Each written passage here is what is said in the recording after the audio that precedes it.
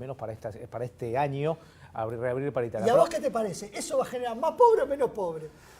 A ver, había un dato que decían recién, ¿no? Y es que gran parte de la masa laboral registrada, porque acá está el tema, la laboral registrada, obviamente, imagínense, obviamente son laburantes y pobres. Es decir, cobran un salario, van a laburar todos los días, digo, y son pobres a pesar de eso, digo, ¿no? Entonces, hay mucho por hacer, hay un montón por hacer. Pero bueno, está con nosotros Mariano Kelsenboim, que tenemos diferentes percepciones de la economía, o diferentes visiones, si quieren, de la economía. Está Mariano Kelsenboim, está también Andrés Pizarro y Agustín Echevarne. Gracias a los tres por estar acá con nosotros. Primero, un minutito, me gustaría una reflexión de cada uno de ustedes con relación a esto y lo que están viendo.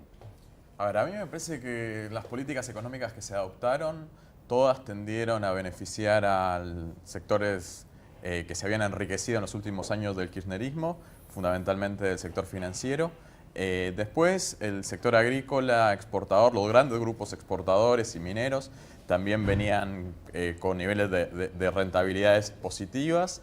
Sí, el sector de economías regionales, pequeños y medianos productores agrícolas estaban en serias dificultades y benefició esa situación, pero bueno, el costo de haber beneficiado fundamentalmente al sector financiero fue que hubo una transferencia de ingresos fenomenal a favor de estos grupos y en contra de los trabajadores, y de los sectores más vulnerables, jubilados, pensionados, quienes reciben la asignación universal por hijo. Parece que fueron políticas económicas orientadas a cambiar la matriz de precios relativos, y ahora con la caída de la inflación, esta matriz de precios relativos llegó para quedarse y va a ser bastante difícil recuperar los niveles de vida previos a la asunción del actual gobierno.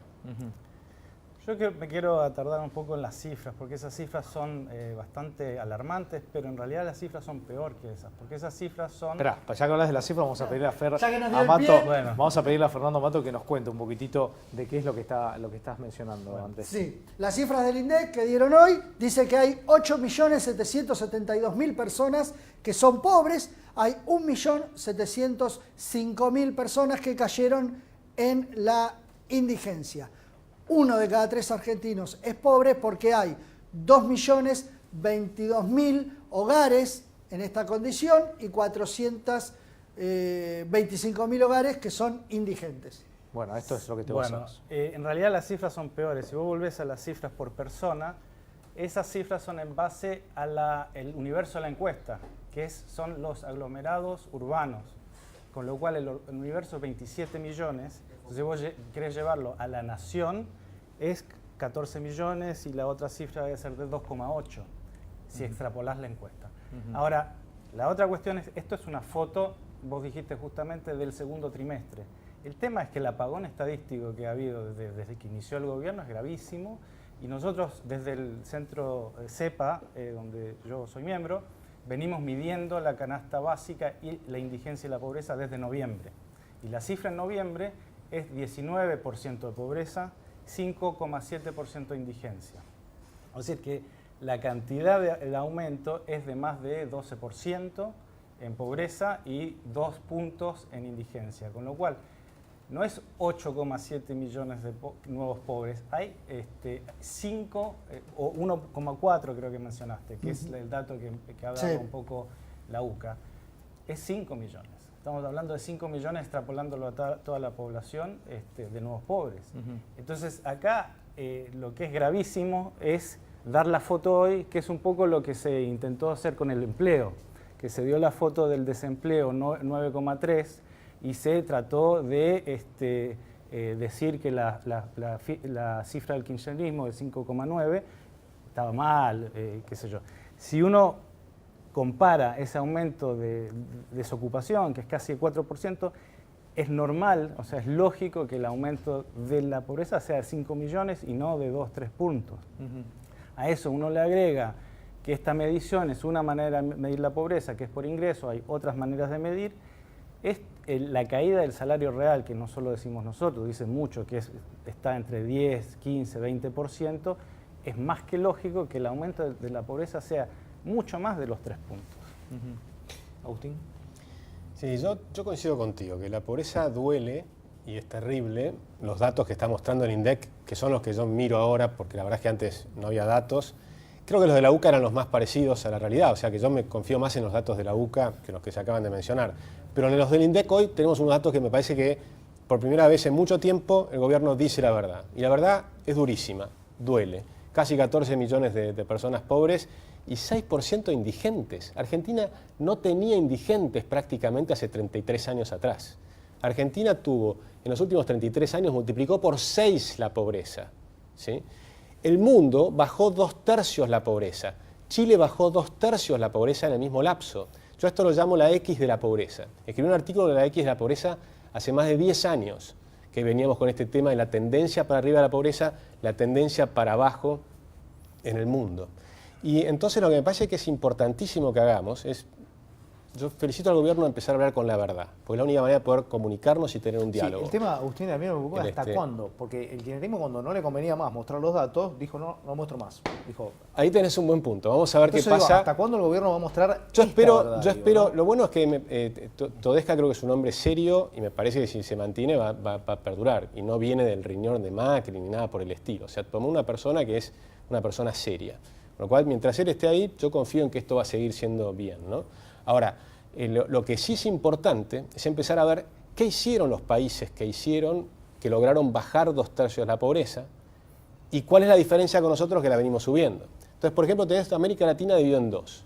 Una América Latina que hizo políticas populistas que se está destruyendo, Venezuela, Brasil, Argentina, y tenés la Alianza del Pacífico, que abrieron sus economías, las hicieron mucho más libres, y a partir de ahí tuvieron unas bajas de pobreza fenomenales. Y ahí tenés a Colombia, Perú, a Chile, incluso México ha mejorado menos, pero ha mejorado bastante también. Es decir, que hay una América Latina que se está yendo hacia el mundo, mirando lo que hace el mundo y copiando lo que hace el mundo. Y hay otros que lo que decimos es, nos encerramos en nosotros, criticamos a los desarrollados, en vez de mirar qué es lo que hicieron bien los países desarrollados, qué hicieron bien los europeos, qué hizo bien Estados Unidos. Salimos a invadir países y listo. Vamos a buscar algún país petrolero, si vos crees, y ya está. Si vos crees que el éxito de Estados Unidos o Europa es por haber invadido un país petrolero, simplemente estás totalmente equivocado. Es falso. Es absolutamente falso. De hecho, a Estados Unidos, por ejemplo, la invasión de Irak que hicieron, que yo estoy totalmente en contra, para Estados Unidos fue un desastre. Fue un desastre porque es un país importador de energía y el precio de la energía subió de $15 a $150. O sea que pasó a costarle muchísimo más cara la energía de lo que era sin la guerra. Después porque le costó un desastre en términos de los miles de millones de dólares que gastaron en armamentos y demás. Fue un desastre total la guerra para Estados Unidos. Entonces es un disparate decir eso. Realmente lo que hace salir de la pobreza al mundo, hay el último premio Nobel de Economía, que les recomiendo que lo lean, es Angus Deaton, escribió un libro que se llama El Gran Escape. Entonces muestra cómo lograron, porque la gente estuvo durante miles y miles de años en la pobreza. La pobreza era lo normal, hasta que algunos países empezaron a lograr salir de la pobreza. ¿Quiénes empezaron a salir de la pobreza? Holanda, después Inglaterra, los países que adoptaban el imperio de la ley con la libertad, la vida y los respetos a los derechos individuales. La vida, la libertad y la propiedad. Holanda, Inglaterra, después Estados Unidos. Sorprendentemente se suma Argentina, que logra salir de la pobreza a principios del siglo pasado. Ahora volvimos para atrás, fenomenalmente. Y después en una parte de Europa, los países de Bélgica, etc., Argentina llegó a ser más rica que 3/4 partes de Europa. Y por eso venían los europeos a Argentina. ¿Argentinos o los argentinos? Los argentinos. No es lo mismo. Y venían los pobres de Europa. Chile y los chilenos. Venían los pobres de Europa a la Argentina. A ver, y del mismo modo. Hay un dato que hay una mejora de las estadísticas oficiales, me parece que es incuestionable. De datos que nos sorprendían a todos por lo bajo que era la pobreza, por lo insignificante que era la indigencia, cuando realmente había otras estadísticas que mostraban una situación distinta. Entonces, me parece tanto en estos términos como en indicadores de precios. Eso sin lugar a dudas. Pero hay, lamentablemente, también algunos datos que está publicando el INDEC que generan ciertas dudas, por lo menos a mí me genera mucha inquietud. Por ejemplo, el dato del consumo. El INDEC dijo que en el primer semestre de este año el consumo cayó un 0,08%. O sea, prácticamente se mantuvo sin variación.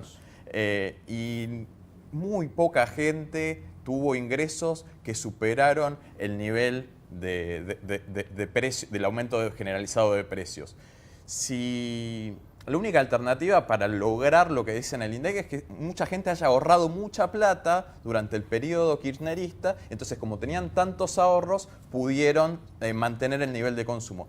Y el consumo dentro del PBI representa el 74,2% del producto, es el equivalente del 74%. Entonces, alterar el dato del consumo, de la variación del consumo, también me genera ciertas dudas. Desde ya que las estadísticas han progresado y es muy importante. Y después respecto a lo que hacen los países europeos y lo que hace la Argentina, o lo que hace Corea, lo que hace Japón, Estados Unidos inclusive, en esos países hay una protección a los sectores débiles, básicamente vinculados con la extracción de recursos naturales, con el campo, con la agricultura, fenomenal, una protección muy grande y también subsidios. Lamentablemente Argentina se está adecuando a reglas del comercio internacional en los cuales a la industria hay que liberalizarla. Hay que competir internacionalmente cuando los sectores más competitivos de la Argentina están claramente desfavorecidos. Si ellos hicieran exactamente lo mismo que nos reclaman, la situación para la Argentina, sin lugar a dudas, sería mucho más favorable. Ahí coincido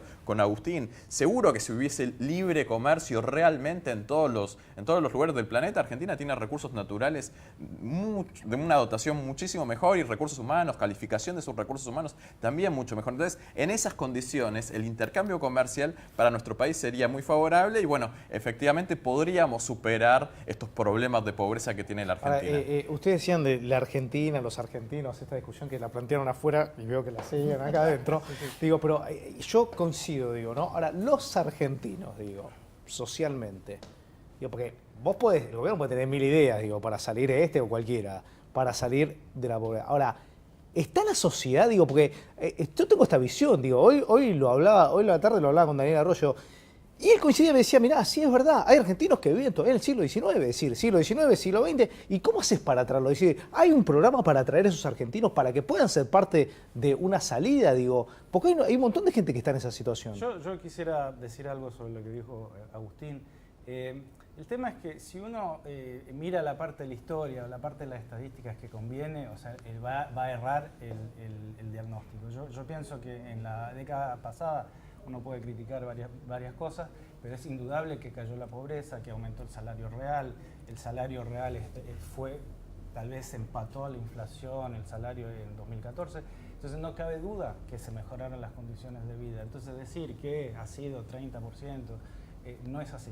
Si uno mira los países latinoamericanos que siguen, digamos, tienen políticas liberales, neoliberales, es verdad que han bajado la pobreza, pero la desigualdad se ha ido exponencialmente. Chile en los años 70 era un país muy igualitario, hoy es de los países más desiguales del mundo.